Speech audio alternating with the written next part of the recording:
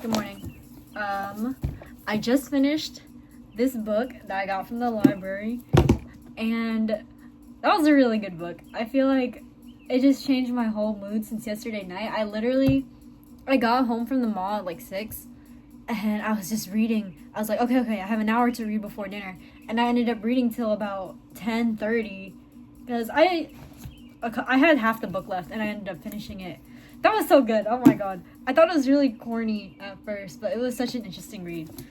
I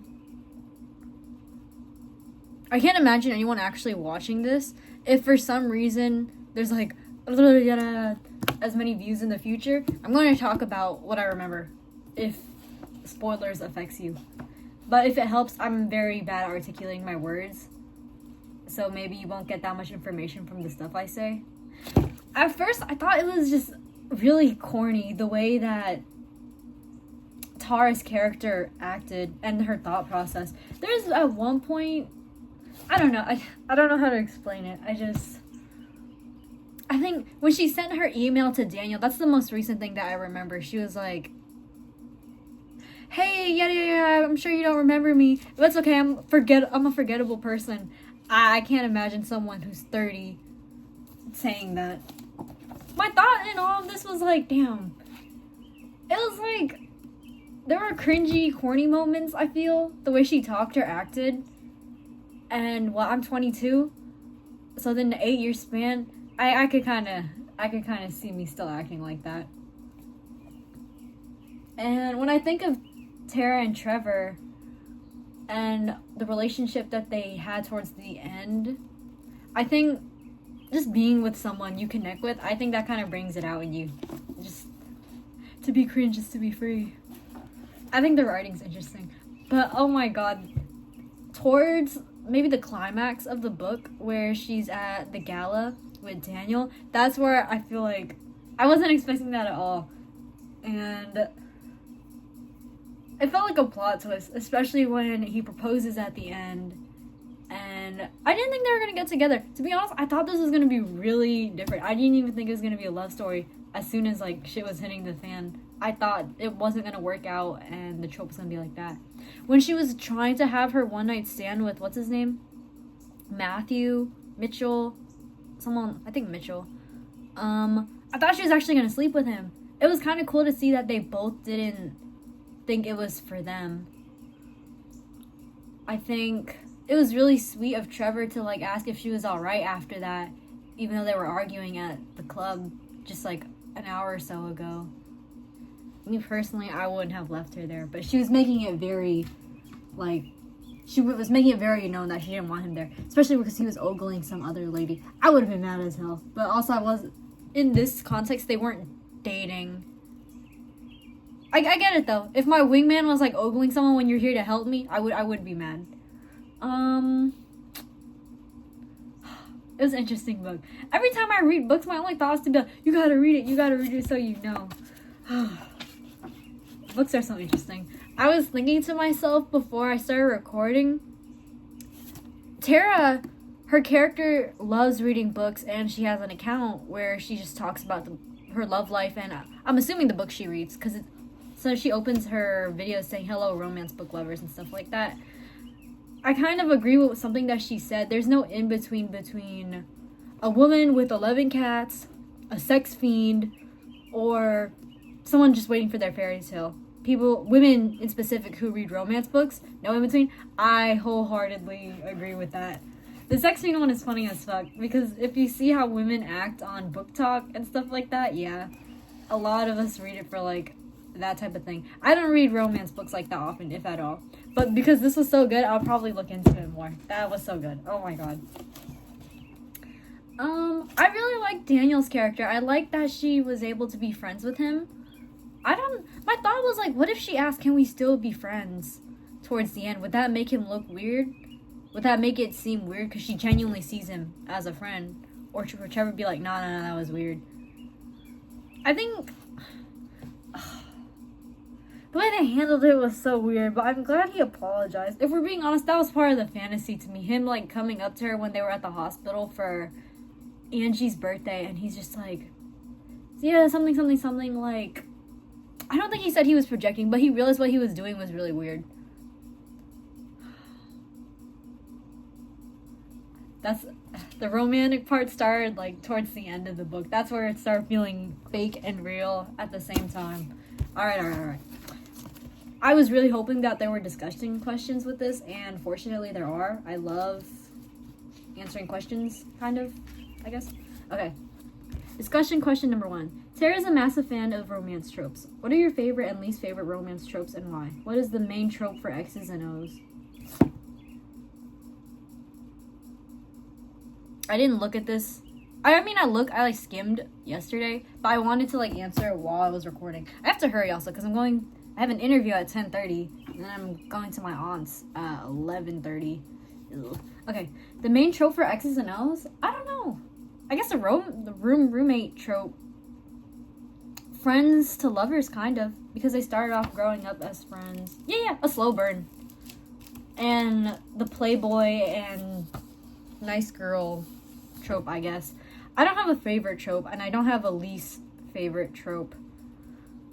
I really liked the enemies to lovers one when I was younger. I like friends to lovers. Or different romance tropes. For some reason, nothing comes to mind. No, I don't have any favorite romance tropes, much less least favorite ones. I like all of them. Number 2. Do you agree with Tara that classic romantic comedy style meet cutes are dead in today's technology-driven society? Have technology, the internet, and dating apps made modern dating harder and easier? I'm having a hard time looking at the camera because it's just me talking to myself. I think technology has made dating easier, but to make the connection in itself, I think it's harder. I don't think meet cutes are dead. I think if you genuinely put yourself out there, you talk to people at school, people at work, you go to the store, I think it happens. I don't know. Meet cutes happen in just the most randomest times. I don't think there's something that happened constantly. You have to put yourself out there to experience it. I know that for sure. But I don't think you can get a genuine connection off of finding someone on Twitter or following someone on Instagram. I saw someone say in another book I read, it was like a gay couple, and he was telling me as if I met this man. The guy was saying technology is killing relationships. You can't feel the love, you can't feel the warmth, you can't feel who this person is and how you're meeting them through just a screen. That's essentially what I said. Dating apps, technology, and the internet have made modern dating easier to date in itself, but harder to get a connection. Oh my god, I've been talking for 8 minutes. What is your favorite breakup song? I don't have a favorite breakup song. Oh, wait. I kind of do. What's that one Mariah the Scientist song? It's like, now I cannot trust you, and I'm forced to let you go. Spread Thin. Yeah, Spread Thin. I was crying to that shit every fucking day. Oh my god. Yeah, that's probably my favorite breakup song. Spread it thin on the Number 4. Inspired by Grandma Flo, Tara decides to seek out her second chance love story by exploring whether there is relationship potential with her past boyfriends. Would you reach out to any of your exes? What are the benefits of second chance romances? Yes, I would reach to my exes. Or just one. I've only had 2 exes. And yeah, I'd reach out to the one in specific. Because I'm still hung up on him. What are the benefits of second chance romances? I don't know, rekindling a love. Trying to make something work again. Finding an old friend. Not even in the sense of romance. Giving people a second chance in itself, I think you can find a lot of cool opportunities. But that's if the person in itself wants to be that type of person to you. Whether a good friend, a good person, partner, whatever. Yes. There's benefits to that. Number 5. Many of Tara's ex-boyfriends refer to her as the crazy ex-girlfriend, a term that is often used against women. Why do you think the term crazy is used as a weapon against women in particular? What are some examples of crazy ex-girlfriends in film, television, or music that depict this stereotype? Is this portrayal usually negative? Does Tara fit this stereotype? I don't know why I don't know why crazy is used as a weapon against women. My first thought is because women actually know how to communicate and handle communication compared to many men. I'm not saying they do overall, but I'm saying a lot of them do compared to the men you find in the dating pool, which is why they use crazy. Because they don't want to handle something real, they don't want to communicate, and they're too afraid to confront. Stuff like that. I think that's why? I think that's why crazy is used against them. It's just easier to label a woman as crazy than to handle a situation or to confront your own feelings. Oh, yeah. I think that's right. Why do you think it's what are some examples of crazy girlfriends in film? In music, I think of Taylor Swift, but that's with her real love life because she's had a lot of exes and people make fun of her for it. I don't think she's crazy in that sense. I don't know her as a person, so I just think it's an unlucky hand at draw. Or maybe she's just, she's just trying to be with people because she was young. But it doesn't work out. That doesn't make her crazy unless she did something in these relationships to make her crazy. In television, I can think of in My Name is Earl, Joy's not Nancy Kerr's ex-girlfriend, no.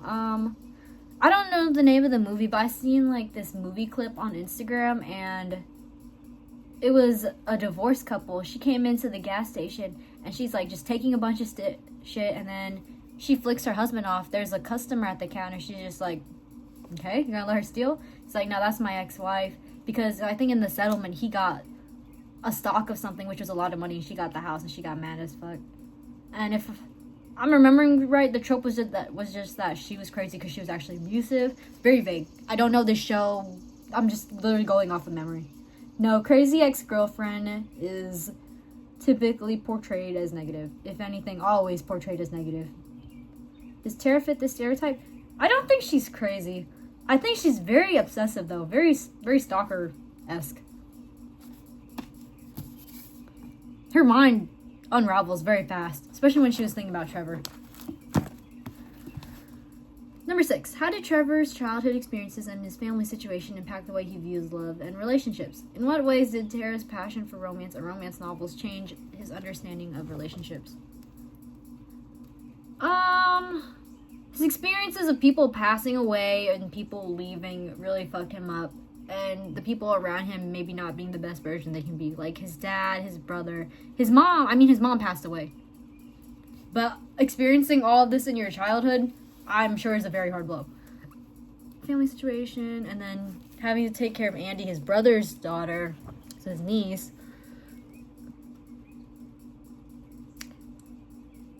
It just affects the way he views relationships because I think he has a hard time, or I know he had a hard time opening up to Tara and herself as a friend, and then to Tara again in their sense of a romantic relationship. It got easier because, they had that whole blowout when he admitted his feelings.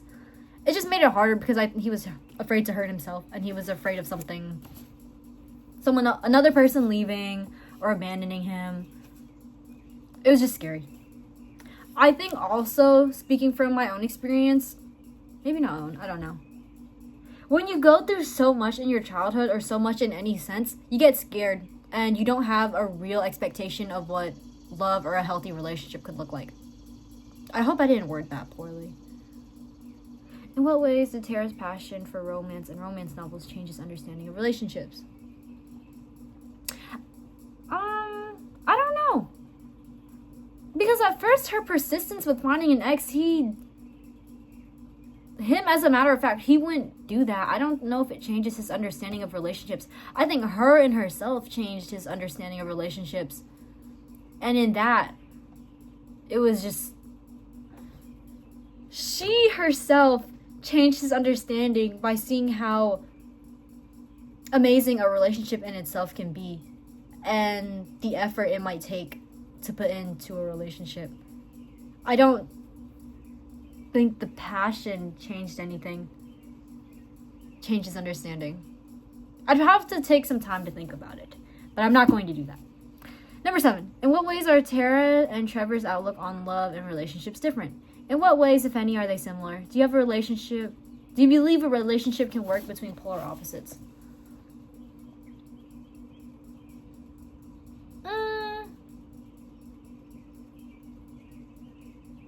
I think it's different definitely in the beginning, where he just outwardly did not want any sense of love or a relationship, while Tara did, where that's all she wanted. In what ways are they similar? There's a chance that Trevor could have won it in itself, was just too scared. But I don't. The way he talks, I can't tell if he there's a depth to that. Oh my god, it's been 15 minutes. Do you believe relationship can work between polar opposites? I believe it can. Sometimes, unfortunately, I read somewhere, and I kind of believe it in itself. Sometimes healthy communication just isn't enough to cut it. Sometimes you're just too different as people. I think it works. I can't think of an example. I think at the end of, I don't know. Have you really ever met someone, just two people who are just that similar that they're two peas in a pod? Everyone's different in themselves. I think a relationship with two polar opposites can work. It just depends on you as people and the effort that you put into it and how you communicate, because that's still important. Number 8, Tara's ex Seth believes that reading romance has given her unrealistic expectations when it comes to love. Do you agree that romance books or movies give people unrealistic expectations? Why or why not? I just saw a video about that, saying that you shouldn't watch movies like that because it gives you a bad expectation. And then Tara herself, just when she's going off on Seth, she's like, oh well, at least wait, don't be mad because you can't set expectations the way literally fictional men can. Oh my god, I thought that was such a good clap back. I do think movies and books can give people unrealistic expectations.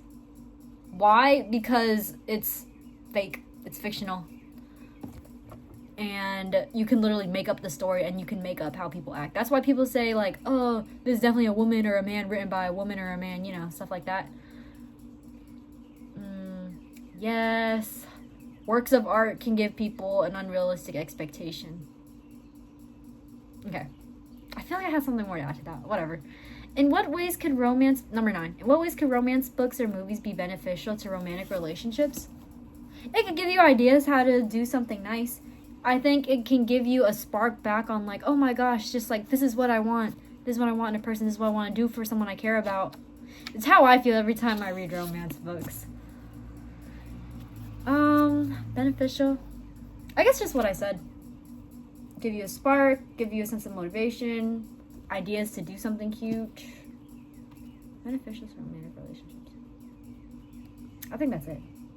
That was such a good book. The way she clapped back at him, oh my god. I'm not gonna lie, with all the times that he was pissing her off, I would have done something. I wouldn't have done it in the building. I don't know. My first thought was throw something at him, a piece of food. I think she had a fork in her hand at some point. Maybe not.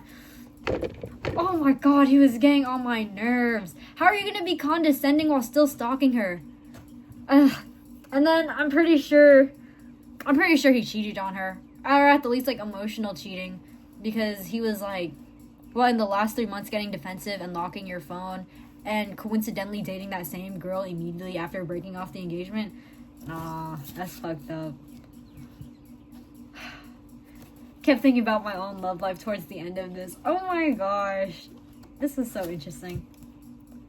I like the relationships that she has with her sister and her friend Mill. I think it's very tight knit. I like that she's Asian. I thought that was interesting. To be honest, when I see her, I think of... There's a white girl. Maybe Hispanic? He looks white.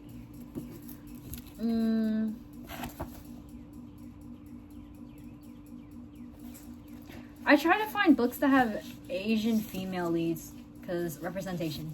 And I think it's cool. I don't know, pushing 30 and thinking the way she does, that's not even far from me, so I shouldn't be talking. I don't know. But I think that's the negative connotation people have towards being 30 and turning 30 in itself. I like that they had a hot tub at the top of their their apartment. That sounds cool. When I envisioned their hotel, they said it was really cramped, but my thought it was actually really spacious of an apartment. So it was...